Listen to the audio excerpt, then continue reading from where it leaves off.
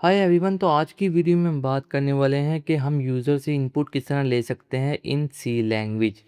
Now input लेने के लिए हमें एक बिल्ट इन फंक्शन का यूज़ करना पड़ता है जिसे हम कहते हैं स्कैन एफ। ठीक है, तो वो किस तरह यूज़ करते हैं हम इस वीडियो में बात करेंगे।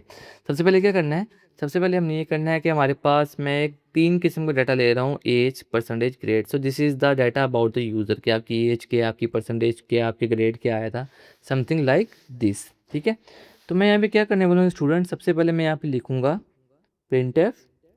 इसके बारे में मैं पिछली वीडियो में बता चुका हूँ। यहाँ पे लिखूँगा व्हाट इज़ योर एज। ठीक है, और इसना कर दूंगा स्कैनअप डालूंगा। देन अब देखो एज ये किस किस्म का है, कैट डेटा टाइप है इंट। तो जब भी इंट की बात कीजिए तो हम यहाँ भी यूज़ करते हैं परसेंटेज डी। इसके बारे में भी पिछली वीडियो में बता चुका हूँ कि जब भी इंट की बात आए हम यूज़ करते हैं परसेंटेज डी। ठीक है, सो यहाँ पे मैं डालूंगा। अब देखो यहाँ पे अगर मैं एज डालता हूँ दिस इज़ रॉन्ग, क्योंकि मैं इस एज का मतलब क्या है कि स्कैनफ तुम मुझसे इनपुट लो और तुमने जो इनपुट लिया है वो इस टाइप का होगा, मतलब कि इंट टाइप का होगा। अगर मैं 20 डालता हूँ तो मतलब कि तुमने उसकी इंट डाटा टाइप रखनी है, स्ट्रिंग ना कर देना या करेक्टर ना कर देना। ठीक है, फॉर एग्जाम्पल या फ्लोट ना कर देना। अच्छा, फिर तुमने इसको स्टोर करवाना है इस वेरिएबल के अंदर। सी अगर मेरे पास आपके घर का एड्रेस नहीं है तो मैं आपके घर डिलीवरी किस तरह दे सकता हूँ, नहीं दे सकता ना। तो मुझे यहाँ पे एज ना लिख के बल्कि इस एज का, इस वेरिएबल का एड्रेस देना है।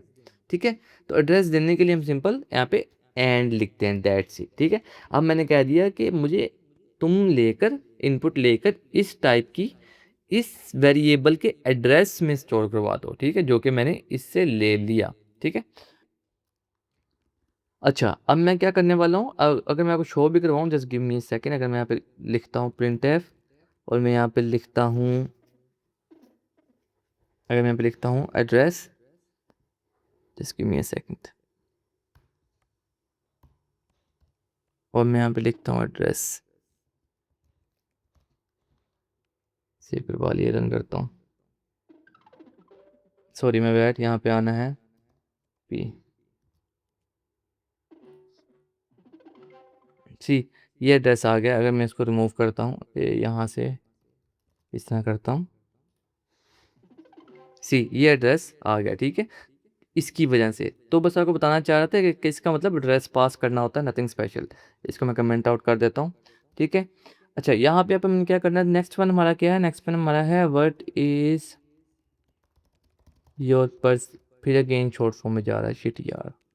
What is your percentage, short form long form, upper case कर लो या लोअर केस कर लो, आपकी मर्जी है। स्कैन एफ करूँगा, परसेंटेज एफ डालूंगा एंड यहाँ पे एड्रेस पास कर दूंगा which is percentage, nothing special. ठीक है, सेमी कोलन आएगा, again print F what is your grade.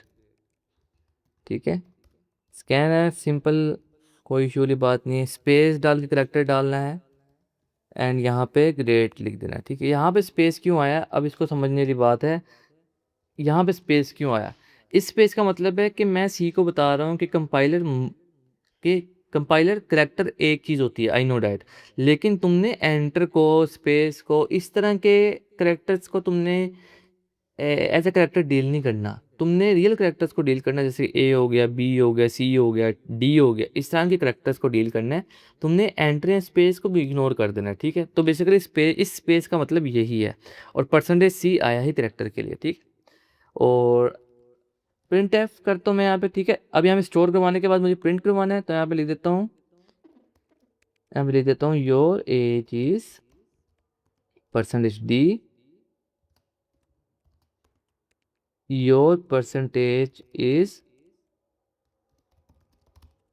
Percentage F and your grade is percentage C. Comma डाल के यहाँ पे एज डाल दूंगा, परसेंटेज डाल दूंगा, और यहाँ पे क्या डाल दूंगा, यहाँ पे डाल दूंगा मैं ग्रेड, नथिंग स्पेशल। और यहाँ पे बस एंड लाइन डाल देता हूँ ताकि लाइन मेरी सक्सेसफुल एंड हो जाए। एवरीथिंग वर्किंग फाइन, सेमीकोलन पूरा, let's try it out. What is your age, 25 मेरी एज है। What is your percentage, percentage मेरी 94.5। व्हाट इज़ योर ग्रेड, मेरा ए ग्रेड आया है सी।